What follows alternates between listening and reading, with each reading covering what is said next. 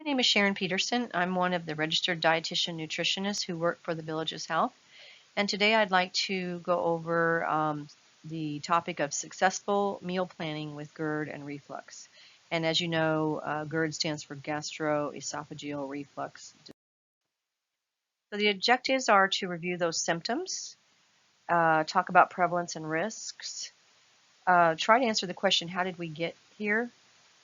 To this place with regards to the high prevalence of reflux, and then move into a discussion of foods to avoid to stop the damage and foods to eat to start the healing process.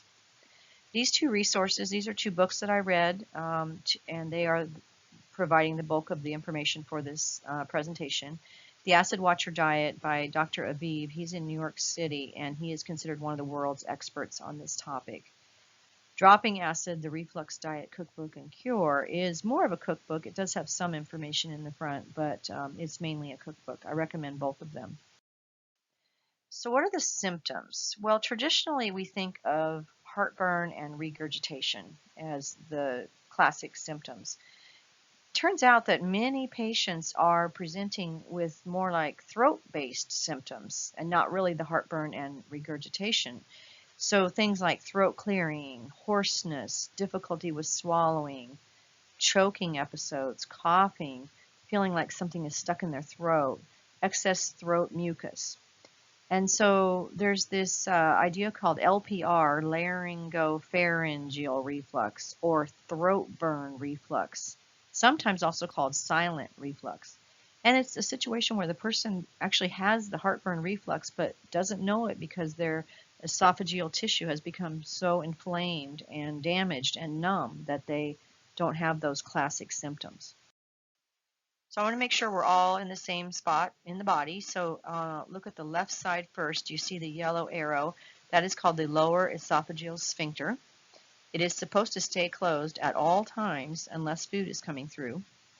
And when you look at the right side of this slide, it's pointing to the place and it says closed, and that is a healthy LES, lower esophageal sphincter. On the right it says GERD under it, and you might notice it's more open. So that's the problem. When the acid in the stomach starts going back up into the esophagus is not designed to tolerate the very acidic contents that are in the stomach. So let's talk about prevalence and risk. At least 60 million Americans have acid reflux. That is actually more than heart disease or diabetes, and 1.4 billion people worldwide. You may have heard of Barrett's esophagus. This is actually a pre-cancer situation, and it used to be considered something that happened in older adults. It is now being diagnosed in young adults, and those young adults have those throat-based symptoms, much more likely to have those throat-based symptoms we just talked about than the classic symptoms. Esophageal cancer has seen a 650-fold increase since the 1970s. I'm going to explain some reasons why in a minute.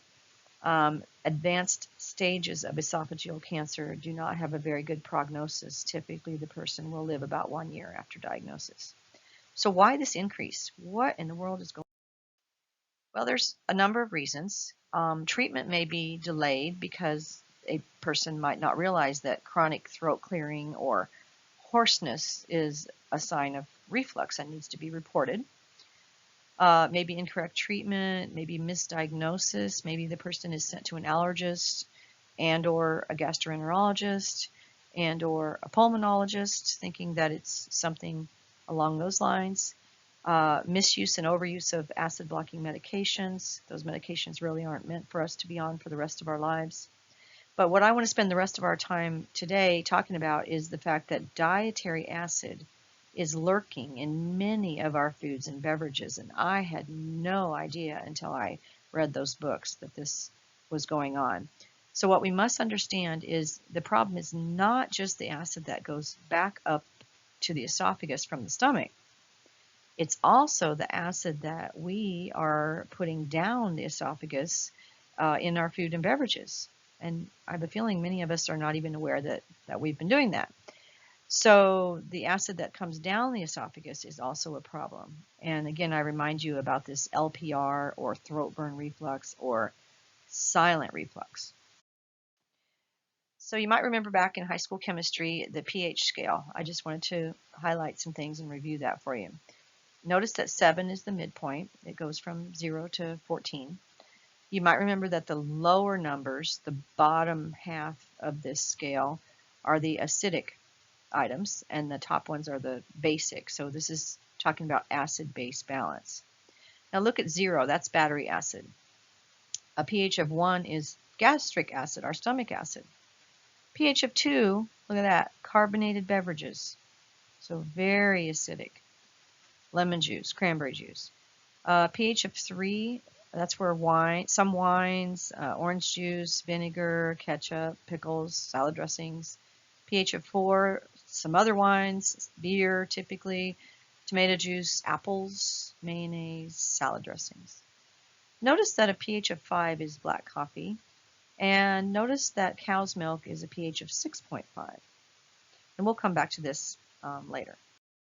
So how did we get here? Well, basically there's been 4 food trends that I'd like to share with you. Number 1 is that many of our foods and beverages have been acidified. I did not realize this, but in 1975, FDA passed a law called Title 21 that stated that any raw food product with a pH of 4.6 or higher, meaning, remember 7 is the midpoint, so anything that has a pH of 4.6 or higher, anything that's not already very acidic, needed to be acidified to avoid botulism in jarred and canned goods. No one really thought about, what the impact on health might be, but when they started adding acetic acid, which is vinegar, citric acid, lactic acid, phosphoric acid, and malic acid, these were the items that you can see on the ingredient list, and these are the items that were used to acidify any food or beverage that has a pH of 4.6 or higher. So what we need to think about is canned and jarred soups, vegetables, things like pickles, marinated and fermented foods, bottled tea, flavored seltzer water. These have all been intentionally acidified because of that law in 1970. Another food trend also in the same year, soda surpassed coffee as the most popular beverage in the United States. And it stayed in that number 1 spot until 2008, when water took over as number 1. So for a long time, soda was the number 1 beverage consumed in this country. Now, you might remember soda's pH is 2.5. It is the most acidic and corrosive substance that we consume. The book has a quote that said, "No living thing can survive in a glass of soda overnight." Now, another part of the problem is the carbonation, because carbonation amplifies this corrosive quality of soda and increases pressure in the stomach. So it's the acidity plus the carbonation. Believe it or not, the national average that people are reporting is still 44 gallons per person per year of soda.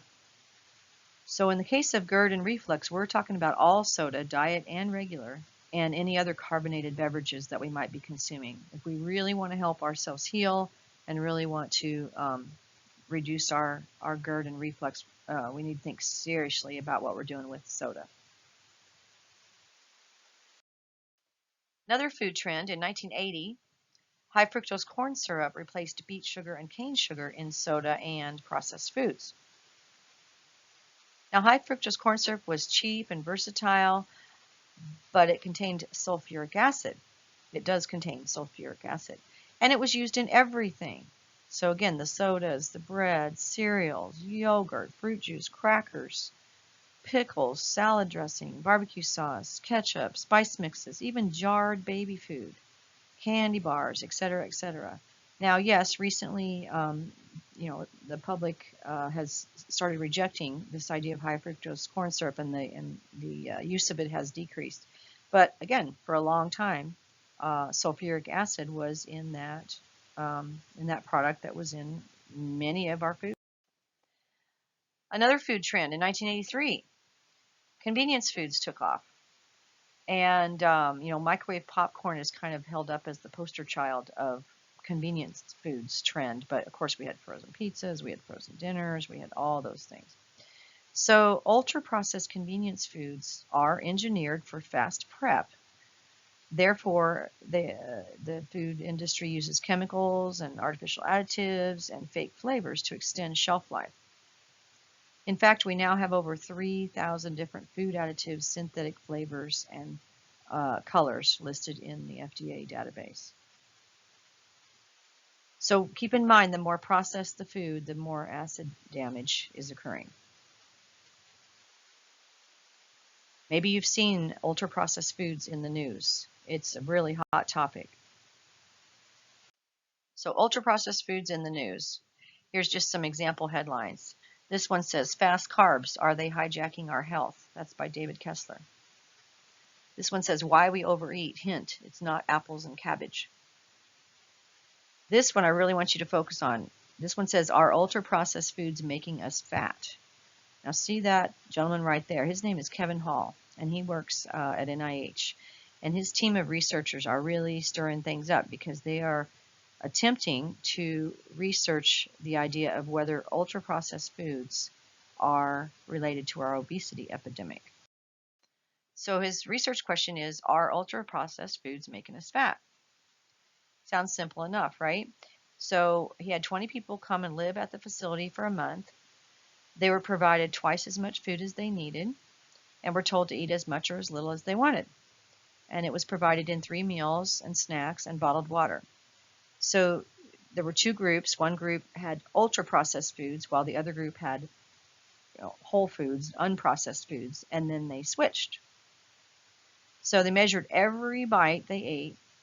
Each group did each diet for 2 weeks, and they recorded it. They kept track of everything that was eaten, controlled for sugar, carbs, fat, protein, fiber. So that's really tough. Think about how you would control for those things, but somehow provide ultra-processed foods to half of your group while you're providing unprocessed foods to the other group. And each group did 2 weeks on each diet. So results. Are ultra-processed foods making us fat? Believe it or not, the people that were eating the ultra-processed diet ate 500 more calories per day than when those same people were eating the unprocessed diet. And it shocked the world to see that the ultra-processed group gained 2 pounds in 2 weeks, but the unprocessed group lost 2 pounds in 2 weeks.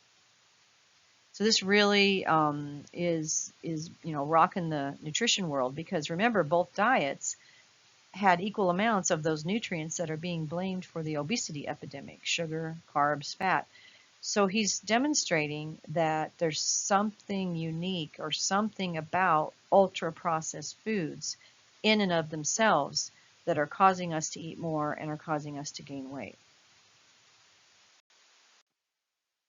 So I suggest foods to avoid, not only to stop the reflux damage, but also to lose weight.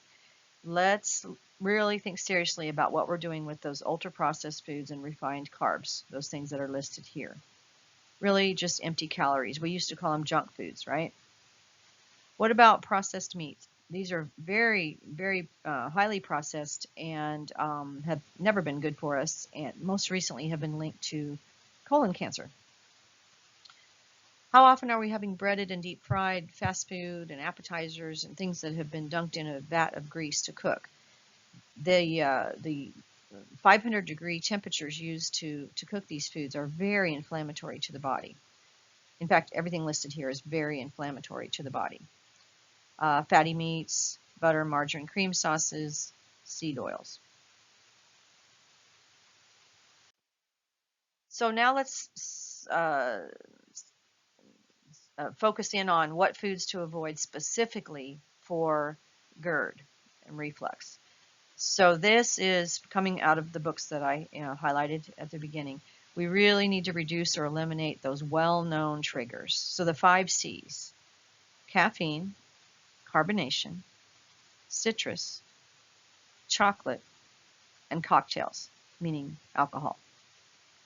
Those really are the top, the top sources of problems for most people. So if we were going to pick, a few things to target, let's think seriously about what we're doing with those 5 C's. Some more things to think about. This is actually called the Dirty Dozen. There's some overlap. So soda and carbonated beverages, we've talked about that. The coffee and tea, because of the caffeine. Caffeine seems to loosen that lower esophageal sphincter. Tomatoes. Citrus fruits and juices, things like lemons, limes, oranges, grapefruit, pineapple. Vinegar. Alcohol, especially white wine. Chocolate. Mint. Raw onion and raw garlic. So this list is meant to help us focus and identify maybe that we didn't realize that if we're having a lot of raw onion, that actually could be hindering our healing. So what can I drink? Well, gin, tequila, and non-grain vodkas are the lowest in acid, meaning the least acid. Okay, so choosing drinks made with these types of alcohols can be best for GERD and reflux. Try to choose a drink that's made with a light juice, like apple, pear, or cranberry. And, going back to that pH scale, just kind of a reminder, coffee would be more acidic than water, tea, or milk, but coffee would be less acidic than citrus juice, wine, beer, and other beverages.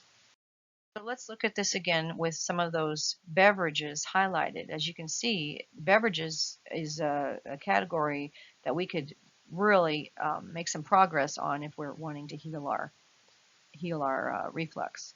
So again, look at carbonated beverages and lemon juice, pH of 2. And then there's wine, a pH of 3 to 4. Orange juice, there's your tomato juice, there's your black coffee at a 5. Tea at a 5.5, cow's milk, water, chamomile tea, and then green tea. So just highlighting the beverage part of this disease and how we can help ourselves. So here's another example of how the wine pH falls out. Typically, like I've been saying, the pH level of wine ranges between 3 and 4. But I like this little chart. They actually put it on the pH scale. So in my studies, a Cabernet would be the least acidic choice. So what about those foods to eat? What's left to eat? What can we eat for healing? Well, let's choose low acid, anti-inflammatory, higher fiber, plant-based, nutrient-dense foods. Well, what are those? Well, let's choose to replace those ultra-processed junk foods and sugary beverages with foods that actually help us heal and stay healthy. I really want to direct you towards a modified Mediterranean style of eating. Much research is focusing in on the Mediterranean style of eating as being helpful for many, if not all, of our chronic diseases. And a modified version that I'll show you here in a minute has been associated with less GERD.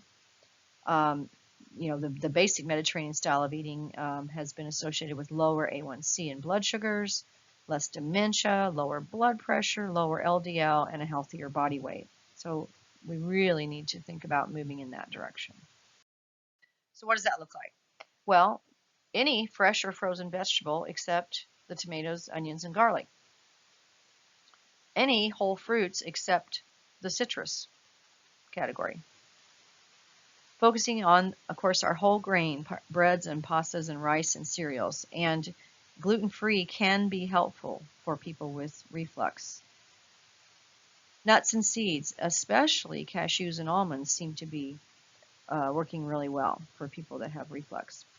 Beans and legumes, those are things like kidney beans, black beans, chickpeas, hummus, those types of things.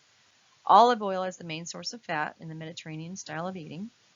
Lower fat dairy or those non-dairy alternatives like almond milk, oat milk can be helpful for some people. Look for the wild caught fish and seafood and not fried. Let's find another way to cook it. Your protein sources, chicken, turkey, eggs, smaller amounts of grass-fed lean beef and lean pork, water and other calorie-free, lower caffeine, non-carbonated beverages, like the chamomile tea, for example, or the black tea even. So this is the essence of the Mediterranean diet with a few comments and caveats modified for GERD and reflux. What else can I do? Well, these first 5 tips listed here, it was shown in research that these first 5 tips cut symptoms of GERD by 37% in women. So let's look at them. Eat plenty of fruits and vegetables and beans and whole grains and fish and poultry. We just talked about that. That's basically the Mediterranean style of eating. Do at least 30 minutes of daily moderate physical activities. Achieve and maintain a healthy body weight, and that's where I would direct you back to the ultra-processed foods. Those are definitely causing us to gain weight, and those are the first things that need to go.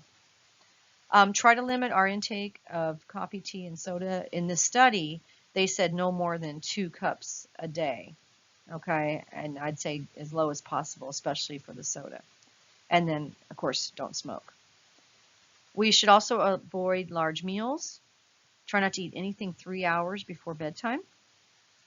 You can raise the head of the bed, or if you've used a wedge pillow, I've talked to people that find that very helpful. Drink fluids between meals instead of with meals to decrease abdominal distension and pressure on that lower esophageal sphincter. And avoid those tight-fitting clothes around the midsection of the body. I'd like to remind you again of the 2 books that I referenced at the beginning. I highly recommend one or both of them, and they are the essence and the base of what I used to do this presentation today. Thank you so much. I hope you found and heard something helpful to you.